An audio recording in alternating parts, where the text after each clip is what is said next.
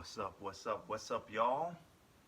This is Vaughn Edmead, aka Coach Vaughn. Um, I'm excited about this new podcast that I'm starting called The Can't Be Hid. It is a part of the whole Averages Failure brand. For those of you who, some of you might know, but I do have another podcast called the Belief and Hustle podcast. And I've chosen to make these two separate podcasts. The reason being is that the Believe and Hustle podcast is really going to be focused on, work. What does the world of work look like for, Christians, and just tips about around career development, tips around resume writing, tips around, um, job interviews or what have you, your personal brand, just so that a lot of people don't have training in terms of what it takes. A lot of people know how to do a job, but not a lot of people always know how to articulate their ability to do that job. And so I wanted to just share what I've learned about that over there on that podcast. But this podcast is really going to be dedicated to understanding the Word of God, a biblical understanding, of the Bible, a biblical understanding of the Bible. Doing our best to understand the Bible and take it seriously, and really understand what the authors of the Bible were trying to convey, as opposed to making the Bible say what we want it to say. Okay. And the reason why I think this is important is me growing up as a black young man, and me eventually becoming a person who has gone on to pastor a few churches and preach at many more. Um, One of the things that I realized, and I've realized the trap that I fell into also, is having sermons that were inspiring, that sound good, and to some extent were, could be helpful for individuals' lives, certainly, get them energized, but at the same time missing the gospel. Okay. And I think that's important, because for the Christian, it is the gospel for us that we understand to have the power, and not our own words. And I think, I'll speak for, I think all of Christianity has struggled with this, at large, certainly. But I'm just speaking because I end up mainly in black churches.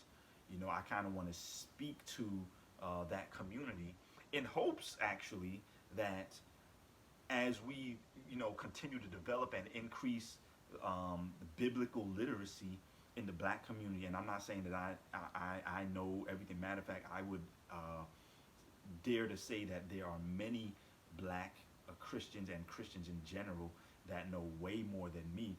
I wish I had the opportunity to go. And while I have a master's in pastoral studies, I wish I had, the time to do a full-out MDiv. I wish I had the time to go out and get a doctorate in maybe biblical studies or what have you, but that's just not realistic for me at this time.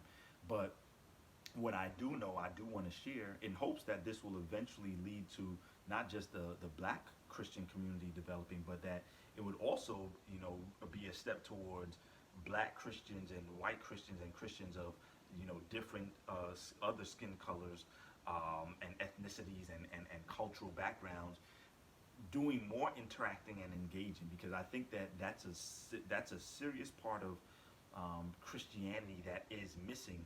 And I think if Paul, the Apostle Paul, were to come and remove himself from the first century AD and be transplanted here in the 21st century AD, he would be very disappointed, I think, if he were to come and see how kind of like what Martin Luther King said, that 11 o'clock a.m. On Sundays, and for me, coming from a Sabbath keeping denomination and belief system, I would say 11 a.m. on Sabbath mornings or Saturday mornings as well, are the most segregated times in America. you know, um, you got people who just go to churches and it's all black, and people that go to churches and it's all white. And rarely do I see churches that really bring and bridge the gap. And I think that that's important because in the New Testament context, especially, and the foundations of this were set in the Old Testament.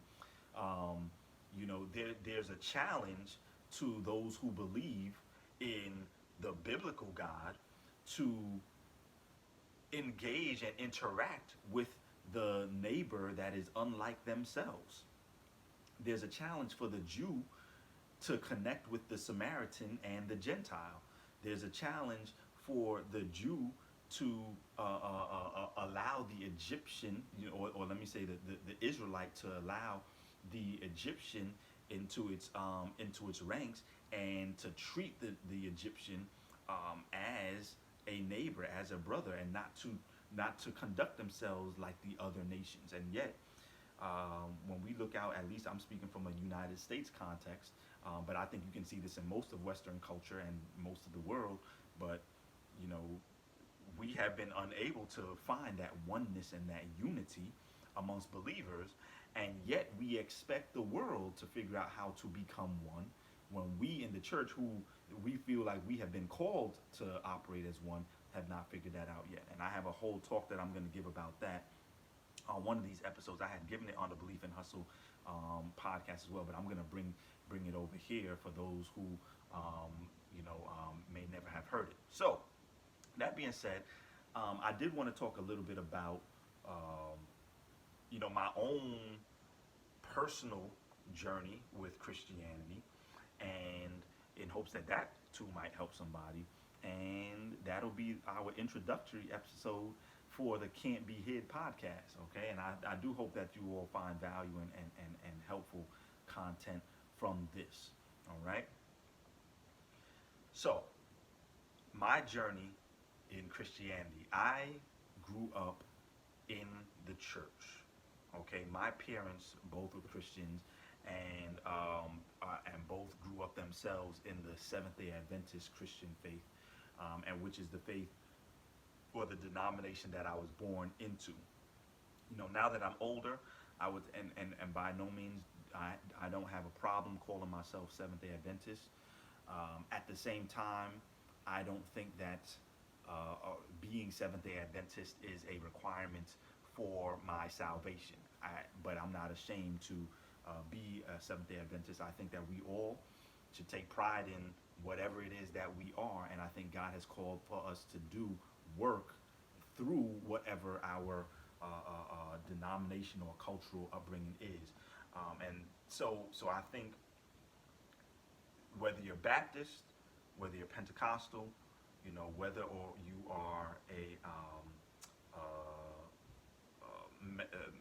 Methodist, whether you are AME, Presbyterian, what have you, I think that there's a work for everybody to do. And I think one of the challenges, and certainly I grew up thinking this way as well, was that you need people to be exactly what you are.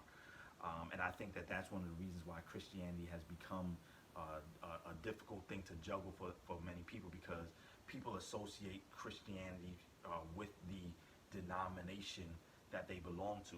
And I think that as I've understood the Bible, and there might be some who disagree, but I think that as I've understood the Bible more and more and more, I don't know that the Bible, to be one, necessarily means that you see every single piece of the Bible the same. I think to be one, as Christians, and for the church to be one, means that the core essence of the gospel is believed in. That what the work that Jesus Christ came to do is believed in. And you might see other aspects of the Bible a little bit differently, but in spite of that, there's a challenge for you all to be able to be, for us to be able to still love and treat our brother with the character and with the character of Jesus Christ, though we might disagree on some stuff, because the disciples even disagreed on a couple of things here and there, but they did not allow that to tear away their oneness. And as a matter of fact, Paul, again, going back to that concept of oneness, was constantly challenging. You had now these Jews and these Gentiles that were coming in, and there were some disagreements as to what would this new thing called the church, what should it look like? What should they be doing and what should they not be doing? And there were some disagreements, but they still were one church. And I think we've lost that today. Sometimes we look out and say, if this person does not see every single aspect the way that I do, then there's a problem. And watch this, that doesn't even make sense, because whether you're talking about in my denomination, Seventh-day Adventist denomination, or whether you're talking about other denominations, there, even within the same denomination, you have people who see things a little bit differently. So Christianity has never been this easy, monolithic framework, right? But I think that what Christianity is that process and that struggle of individuals constantly working to be one with each other in spite of the differences that they share, which is why Paul can say things like, there is neither Jew nor Greek, there is neither slave nor free. I believe if he came today, he would say there is neither Seventh-day Adventist nor Baptist, nor Seventh-day Baptist, nor Seventh-day Church of God, nor Church of God in Christ. Like, for we are all one, okay, in spite of the things that make us a little bit different. But look at me, y'all got me preaching instead of focusing on what my story has been.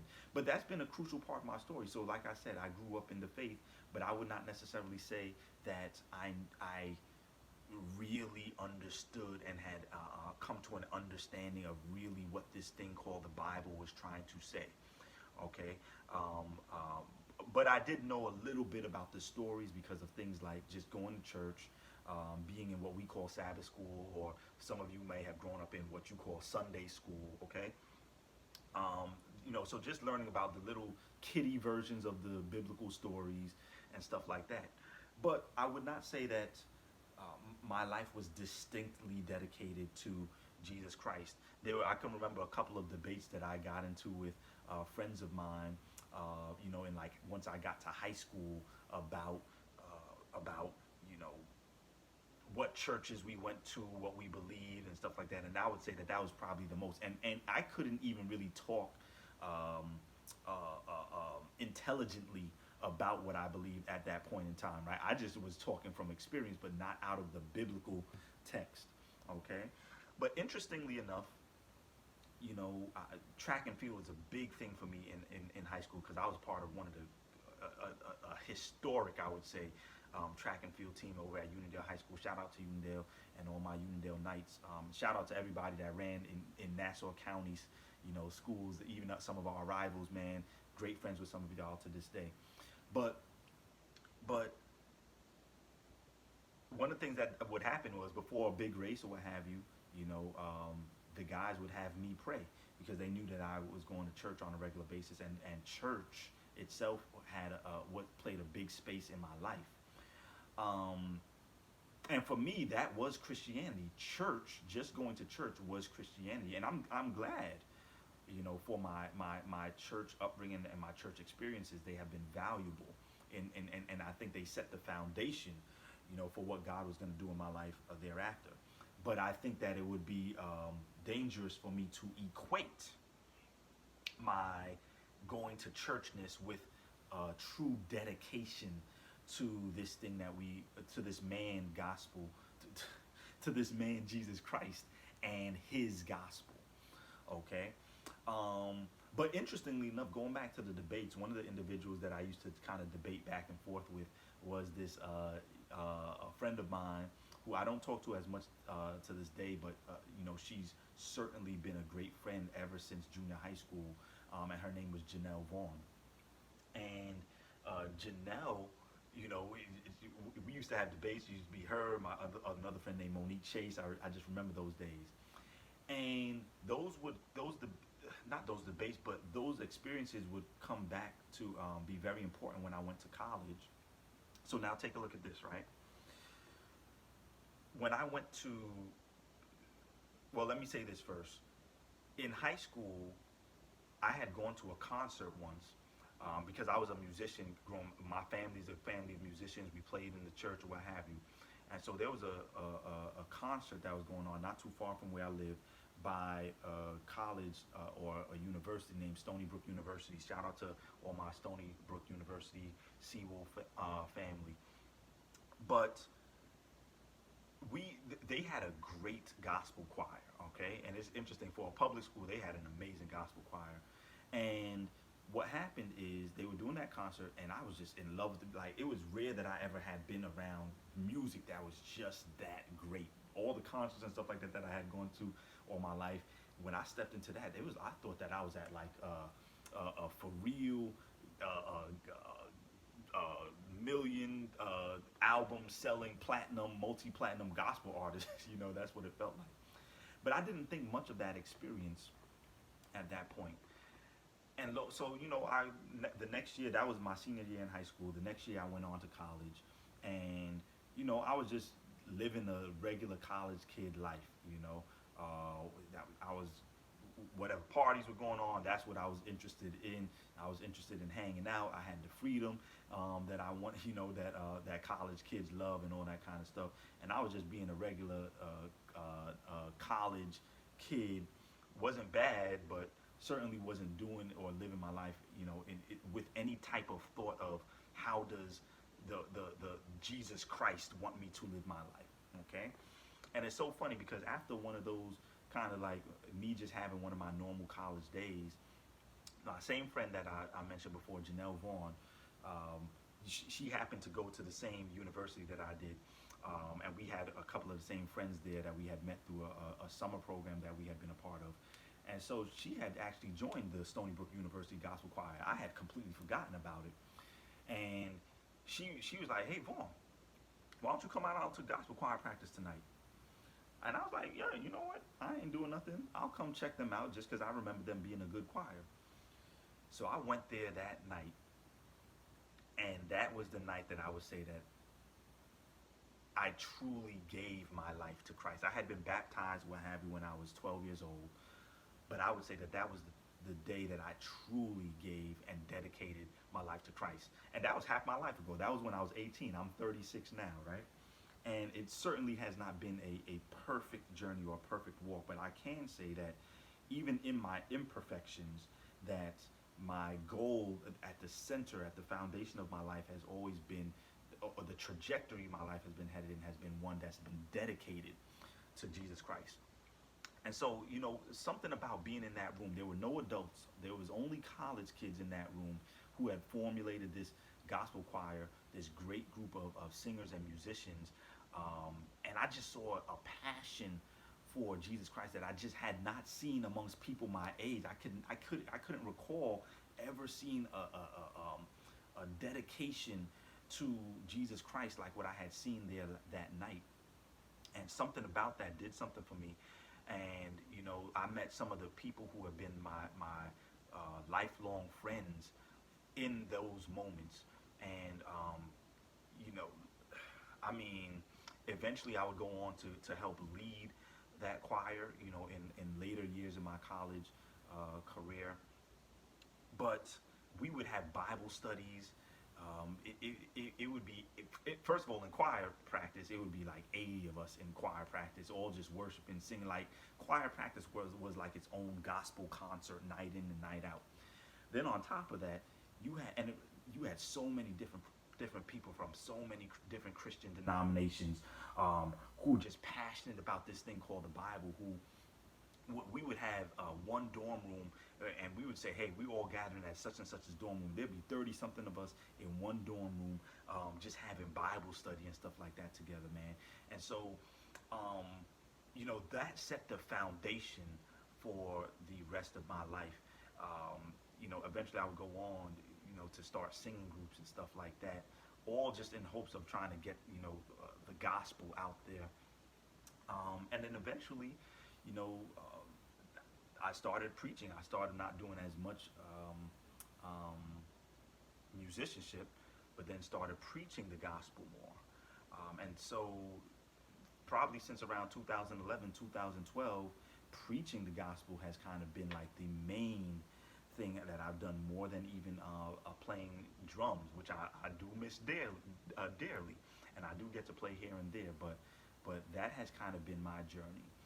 Eventually, in 2012, I went and started a master's in divinity at Liberty University, but then transferred over to Oakwood University, which is a Seventh Day Adventist, historically black college slash university. And I did a master's in pastoral studies there, where the emphasis was on leadership.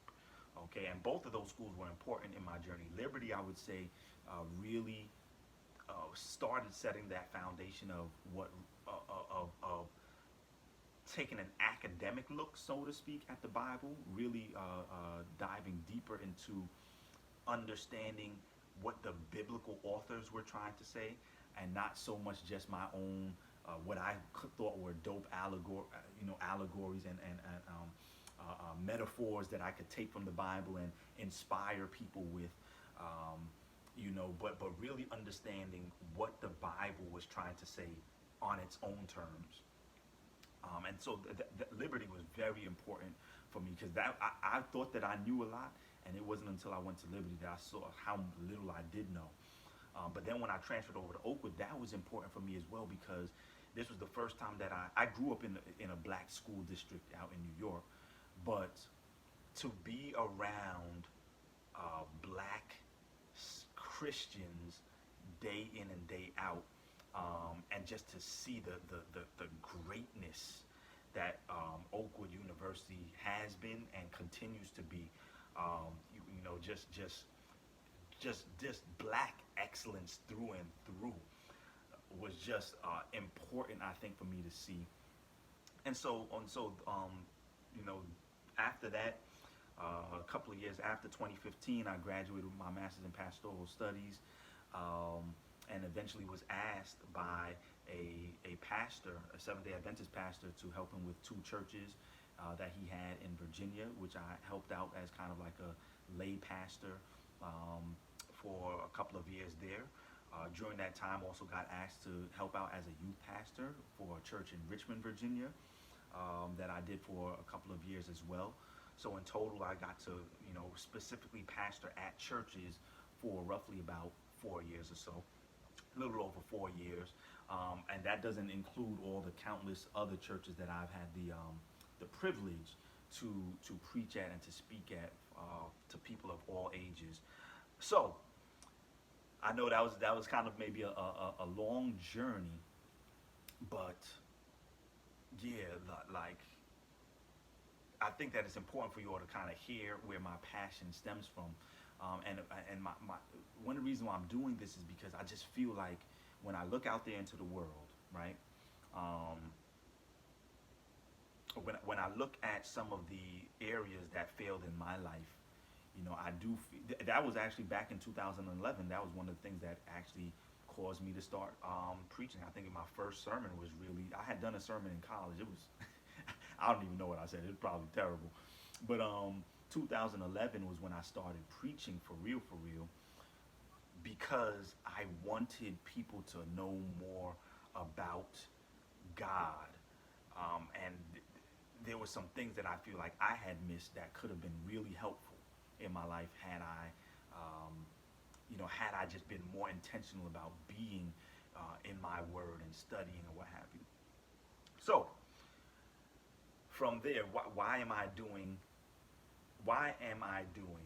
the Can't Be Hid podcast? I'm doing it because when I look out into the world, I see this in black churches because that's mainly what I go to. But even when I look out into white churches, other churches, churches that come up on TV, the churches that people are watching on social media and all that kind of stuff now, I feel like we're missing something, y'all. We're missing something. And by no means am I trying to say that I am the person who has all the answers. But the little that I can do, I want to help out with. I don't know everything that there is to know about, biblical understanding, but I just want to help people to at least begin taking the Bible seriously based on what the Bible is trying to say and not based on what we just want to hear. And when I look at church today, and I look at a lot of sermons that I hear today, I do feel like I'm hearing a lot of things that sound good, and I believe that I would and was one of those individuals who was preaching something that sounded good, was inspirational, helpful to some extent as well, because it inspired people, maybe it motivated them, maybe it helped them. They were going through maybe a depressed state, and maybe you helped something that got them out of that depression. But I don't necessarily think that I was always sharing something that was going to help somebody understand salvation and what God was trying to do and the work that he was trying to do and the work that he had already done in this world, and for this world and for us. And so I really want to talk about what the Bible is trying to say and what its implications are for our daily lives, our personal walk, but also for for the communities that we're in, for the nation that we find ourselves in, and how we impact and how the gospel impacts all of those things. Because even one of the challenges that I see today is that the sermons and the Bible have kind of become something that's only about your personal walk with the Lord. And I think that I have an issue with that, because I believe the Bible has never really been trying to just do just something that was just personal to you or to me as individuals. But the Bible has always talked about a collective unity, has always talked about, in essence, let me put it this way, it would almost be impossible for you to have a true personal relationship with Jesus Christ without working that faith out amongst a community of believers, and then beyond the community of believers with the world and engaging the world that you live in. Okay? And I think that that's important for a true approach and understanding of the biblical text, and ultimately what God is trying to say to us and through us. And so that's what this Can't Be Hid podcast is about.